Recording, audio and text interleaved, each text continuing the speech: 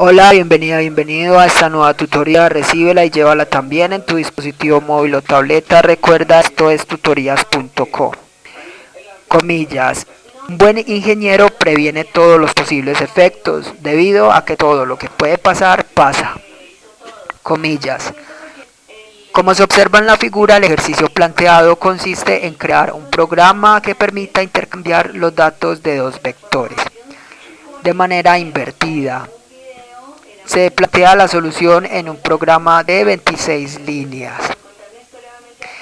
En realidad, este programa lo que hará será asignar al vector 1 los datos invertidos del vector 2, pero no intercambiará los dos vectores. Solamente agregando una línea de código se podrán entonces intercambiar de manera inversa.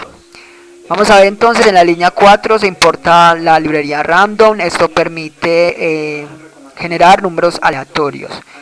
Línea 6, la variable n recibe un valor ingresado por el usuario. Input es un método que permite obtener datos de entrada. Se escribe input paréntesis entre comillas dobles el texto a mostrar. Este dato, cuando el usuario lo ingrese, se convertirá en entero y se almacenará en la variable n. En Python las variables no se declaran. Una variable será el tipo de datos según la información que almacene. Entonces n será de tipo numérica, ya que recibe un valor numérico.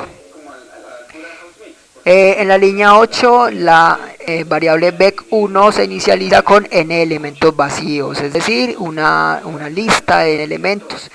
Python no maneja el concepto de vector, sino de listas. Y en la línea 9 también se inicializa una lista llamada vec2. Vamos a inicializar estas listas con valores. Entonces vamos a recorrerlas usando un ciclo entre las líneas 11 a 13.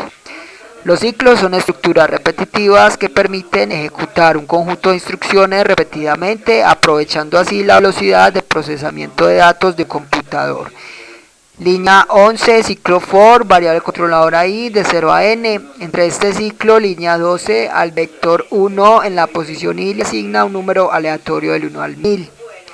Línea 13, al vector 2 en la posición i le asigna un número aleatorio del 1 al 1000. Observe que Python no maneja bloques del código por llaves, sino por tabulación. Entonces, una vez se establezca el ciclo, se termina con 2 puntos. Y luego todas las líneas de código que pertenezcan al ciclo deberán llevar tabulación. Por eso las líneas 12 y 13 pertenecen al ciclo for. Al salir de este ciclo ya los dos vectores estarán inicializados. En la línea 15 mostramos el mensaje vector 1 original, es decir, los datos del vector 1. Print es una instrucción que permite mostrar información por pantalla. Se puede mostrar texto o variables. Para separar el texto de las variables se usa el símbolo de suma, el texto en comillas dobles. En la línea 16 se imprime el vector 1. Simplemente se pone el nombre de la lista y Python automáticamente imprime los datos. Y en la línea 18 y 19 imprimimos los datos del vector 2. Ahora, para llenar entonces el vector 1 con los datos invertidos del vector 2, vamos entonces a recorrer estos ciclos. Entonces, línea 21 a 23, un ciclo for para i de 0 hasta n, y entre estos dos ciclos, línea 22, auxiliar le asigna el vector 1 en la posición i. Línea 23 al vector 1 en la posición i le asigna el vector 2 en la posición n menos i menos 1. Con esta operación entonces al vector 1 lo vamos a llenar ascendentemente con los datos descendentes del vector 2, es decir, los últimos datos del vector 2 se asignan a los primeros datos del vector 1. Si se desea entonces intercambiar en realidad los dos vectores, entonces habría que agregar una línea en la línea 24, que al vector 2 en la posición n menos i menos 1 le asigne auxiliar. Y listo, con eso se intercambiarían los dos vectores.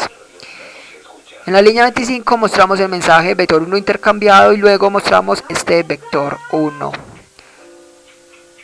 Esta fue la tutoría, el ejercicio, crear un programa que permita intercambiar los datos de dos vectores de manera inversa. Repasa la teoría, resuelve nuestro test y practica un algoritmo en el tablero. Si esto te gustó o no, te invitamos a discutirlo y valorar la experiencia de esta tutoría. Recuerda, esto es tutorías.co, trinamos como @tutorías, posteamos en Facebook y Google Plus como Tutorías Colombia. Pregúntanos, contáctanos, haz parte de nuestra plataforma.